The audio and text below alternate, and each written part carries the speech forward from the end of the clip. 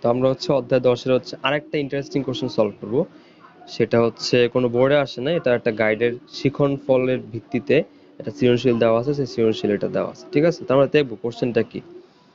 খেয়াল করো, বলছে এখানে চিত্রে একটা নিউক্লিয়াস বোঝানো হয়েছে, আর হচ্ছে প্রোটন এবং নিউট্রন সমন্বয়ে নিউক্লিয়াস গঠিত, যেটা আমরা জানি সবাই। এবং বলছে যে একটি ইলেকট্রন একটি প্রোটন থেকে এত এত দূরত্বে অবস্থিত।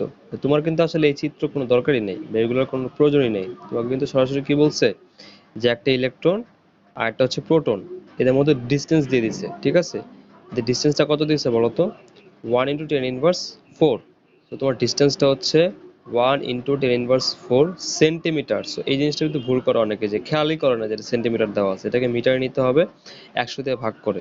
100 দিয়ে ভাগ করলে কত হবে? 10⁻⁶ হবে, 10⁻⁶ মিটার। আচ্ছা গেল। এবার দেখো, তোমরা কিন্তু জানো যে ইলেকট্রনের চার্জ হচ্ছে -1.6 × 10⁻19 কুলম্ব, এবং প্রোটনের চার্জ হচ্ছে তোমার +1.6 × 10⁻19 কুলম্ব। এটা কোশ্চেনও দেওয়া আছে, না দেওয়া থাকলেও তোমরা কিন্তু বের করতে পারবো। আচ্ছা, মানে তোমরা জানো এটা। এবার দেখো, গ নম্বর কোশ্চেনটা বলছে ইলেকট্রন ও প্রোটনের মধ্যে কুলম্ব বল নির্ণয় করে। এটা খুবই সহজ, এটা আসলে আমরা সরাসরি হচ্ছে সূত্রটা যেটা জানি যে F = যে ধ্রুবকের মান হচ্ছে কত, 9 × 10⁹, ঠিক আছে, ইন্টু হচ্ছে Q1 Q2/d²। দেখো তো, ইলেকট্রনের প্রোটনের চার্জ কিন্তু সেম। ঠিক আছে, দুইটারই কিন্তু 1.6 × 10⁻19, খালি চিহ্নটা আলাদা। আর বলের সময় তোমরা চিহ্নটা বসাই না, ঠিক না? সো দুইটারই চার্জ কিন্তু সেম। সো 1.6 × 10⁻19 ইন্টু 1.6 × 10⁻19, সো দুইটা গুণ করলে কি স্কোয়ার হবে, আর ডিভাইড বাই d², এদের মধ্যবর্তী দূরত্ব কত, 10⁻⁶²। জাস্ট তুমি মানটা বের করবা মানে ক্যালকুলেটার সাহায্যে। গ নাম্বারটা কোনো বিষয় না। ইন্টারেস্টিং কোশ্চেন হচ্ছে তোমার ঘ নাম্বারটা। খেয়াল করো, এখানে কি বলছে, ইলেকট্রন ও প্রোটন মুক্তভাবে পরস্পরের দিকে অগ্রসর হলে উভয়ের ত্বরণ কিরূপ হবে। এটা খুব ইন্টারেস্টিং, মানে এই 10 অধ্যায়ে তুমি কখনো ত্বরণের কোনো মানে অঙ্ক দেখো নাই, ঠিক আছে, আই থিঙ্ক। দেখো, চিন্তা করো একটু, কোশ্চেনটা কিন্তু চিন্তা করতে হবে। ধরো এটা হচ্ছে তোমার ইলেকট্রন, ঠিক আছে, এটা হচ্ছে তোমার প্রোটন। তো এদের মধ্যে একটা ইনিশিয়াল ডিস্টেন্স ছিল, মানে প্রথমে এদের মধ্যে একটা ডিস্টেন্স ছিল, সেই ডিস্টেন্সটা দিয়ে দিছে তোমার 10⁻⁶ মিটার। আচ্ছা, এরপরে ঘ নাম্বারে যে কোশ্চেনটা দিচ্ছে সেটা কি বলছে, যে ইলেকট্রন ও প্রোটন মুক্তভাবে পরস্পরের দিকে অগ্রসর হলে, নর্মালি আমরা স্থির তড়িৎ পড়ি, স্থির তড়িৎ মানে কিন্তু দুইটা চার্জ কি হয়, স্থির, আমরা স্থির ধরে তারপর আমরা হিসাব নিকাশ করি। বাট এখানে কিন্তু তোমার দুইটা চার্জকে তারা স্থির ধরতেছে না, প্রথমে তারা এই ডিস্টেন্সে ছিল এবং তারপরে এদেরকে মুক্তভাবে ছেড়ে দেওয়া হয়েছে। ধরো যে এদেরকে মুক্তভাবে চলাচল করতে দেওয়া হয়েছে। ঠিক আছে, এর আসলে তো এরকম কিছু না, মানে চার্জ কিন্তু এমনি তোমার মুক্তভাবে, ধরো এরা একে অপরের দিকে অগ্রসর হচ্ছে। ঠিক আছে, এখন তুমি চিন্তা করো তো, আমরা জানি কুলম্বের সূত্রটা কি বলতো। কুলম্বের সূত্রটা হচ্ছে যে দুটি চার্জ, ঠিক আছে, দুটি বিন্দু আধান একে অপরকে নিজের দিকে অথবা নিজের থেকে বিপরীত দিকে আকর্ষণ অথবা বিকর্ষণ বল প্রয়োগ করে, ঠিক না? এবং এই বলের মানটা হচ্ছে এদের চার্জের গুণফলের সমানুপাতিক এবং দূরত্বের বর্গের ব্যস্তানুপাতিক। আচ্ছা, এগুলা কেন বলতেছি, আমরা সরাসরি সূত্র বললেই পারতাম যে F = C × Q1 Q2/d²। আচ্ছা, এবার দেখো, চিন্তা করো সূত্রটার কথা কেন বললাম। সূত্রটা কিন্তু আমরা জানি যে এই যে কুলম্ব বলটা, এই যে আকর্ষণ বল অথবা বিকর্ষণ বল, এটা কিন্তু একে অপরের সাপেক্ষে কিন্তু সমান। ধরো এই ইলেকট্রন হচ্ছে কি নেগেটিভ চার্জ, ঠিক না, -1.6 × 10⁻⁹ কুলম্ব। প্রোটন হচ্ছে পজিটিভ চার্জ, সো +1.6 × 10⁻⁹ কুলম্ব। এবার দেখো তো, এই মাইনাস মানে ইলেকট্রনটা কি করবে, ইলেকট্রনটা প্রোটনটাকে নিজের দিকে টানবে, ঠিক আছে, আর প্রোটনটাও কিন্তু ইলেকট্রনটাকে নিজের দিকে টানবে। সো দেখো তো, দুইজন দুইজনকে টানতেছে, সো কি হবে দেখো তো, এরা কিন্তু একে অপরের দিকে এভাবে অগ্রসর হবে, ঠিক না? কারণ প্রোটনও কিন্তু ইলেকট্রনকে নিজের দিকে টানতেছে, এবং ইলেকট্রনের প্রোটনকে কি নিজের দিকে টানতেছে। বুঝতে পারছো বিষয়টা? সেখানে কিন্তু উভয়ই একই সাথে অগ্রসর হবে। এবং যেহেতু আমাদের কুলম্ব বল বলো এবং মহাকর্ষ বল বলো, এটা কিন্তু দুটি বস্তু কণা হচ্ছে কি মহাকর্ষ বল। তো ওখানে কিন্তু আমরা জানি যে দুটি বস্তু কণা একে অপরকে কিন্তু সমান আকর্ষণ বলেই টানে, ঠিক না? তেমনি এখানেও তোমার দুটি চার্জ একে অপরকে কিন্তু সমান কুলম্ব বলেই আকর্ষণ অথবা বিকর্ষণ করে। এই জিনিসটা কি বুঝতে পারছো? এটা বোঝাটা কিন্তু ইম্পর্টেন্ট, যে একে অপরের প্রতি যে আকর্ষণ বলটা, এটা অবশ্যই দুইজনের ক্ষেত্রে কি সেম হবে, অবশ্যই সেম হবে। আচ্ছা, এবার তুমি চিন্তা করো তো, তুমি কিন্তু গ নাম্বার থেকে এই কুলম্ব বলটা বের করছো, ঠিক আছে? তো কুলম্ব বলটা কত আসে আমাকে একটু বলতে পারবা বের করে হিসাব করে? F equals to C into Q1 Q2 by D square. So C এর ভ্যালু তো 9 into 10 to the power 9, R Q1 হচ্ছে Q1 Q2 সেম, সো অবশ্যই 1.6 into 10 inverse 19 হোল স্কয়ার হবে, ঠিক আছে? আর divided by D square, D এর মান কত? 2.304 into 10 inverse 16 নিউটন। সেটা হচ্ছে তোমার একে অপরকে তারা কত বলে আকর্ষণ করবে, এটা হচ্ছে আমাদের সেই ফোর্সের মান। এই মানটা একটু মনে রাখো, ঠিক আছে? এবার দেখো, তাহলে ইলেকট্রনের ভর আর প্রোটনের ভর কি সেম? অবশ্যই না, ইলেকট্রনের ভর কিন্তু অনেক কম।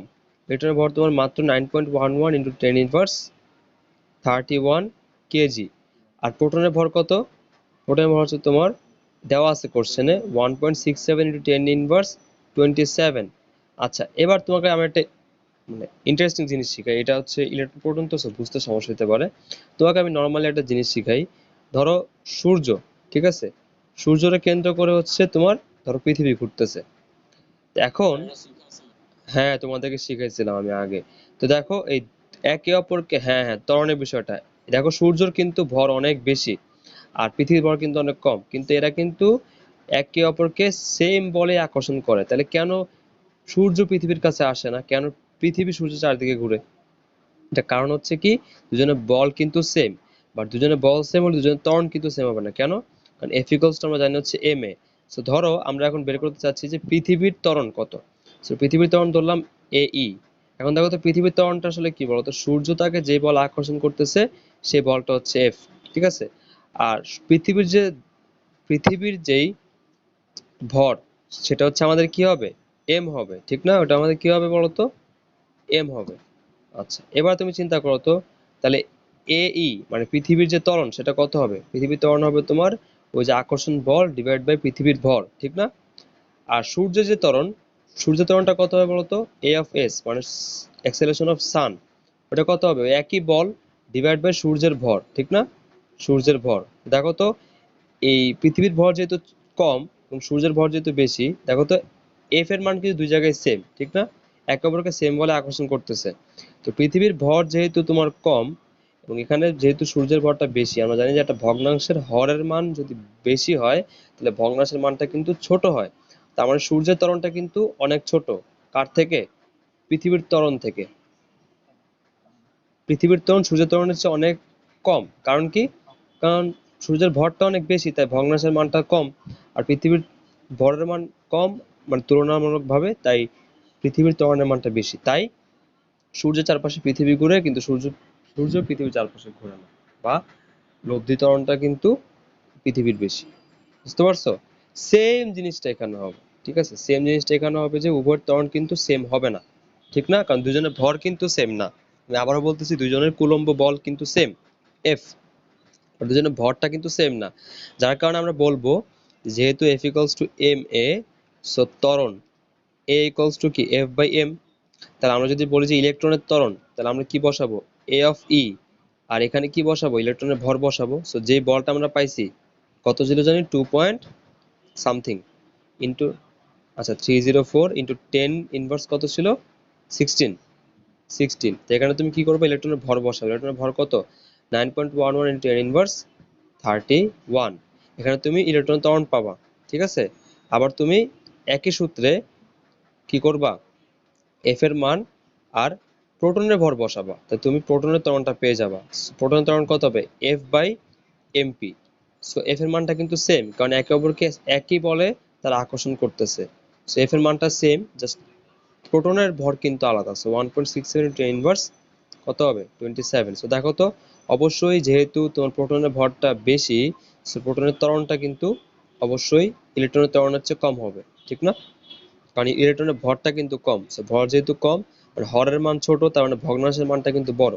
সো অবশ্যই ইলেকট্রনের ত্বরণটা কি বেশি হবে প্রোটনের ত্বরণের চেয়ে। বুঝতে পারছো বিষয়টা? এটা কিন্তু খুবই সহজ একটা কোশ্চেন, যে গ নাম্বারে তুমি কুলম্ব বল বের করছো, ওই কুলম্ব বলটা তুমি সূত্রের মধ্যে খালি বসাই দিবা আর দুজনের ভর বসাই দিবা, শেষ। বাট এটা কিন্তু মানে মনে হবে ফার্স্টে ফার্স্টে কি আরে এটা আমি কেমনে বের করবো বুঝতে পারছি বিষয়টা। এই দুইটা কোশ্চেনই কিন্তু খুবই সহজ ছিল।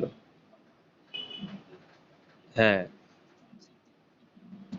হ্যাঁ, মাইকোস টু বাবা, এই আর কি বিষয়টা, মানে খুবই সহজ জিনিস বাট বেসিক বুঝতে পারতেছো তো অঙ্কটা নাকি, কিভাবে তখন বের করবা, খুবই সহজ। আচ্ছা।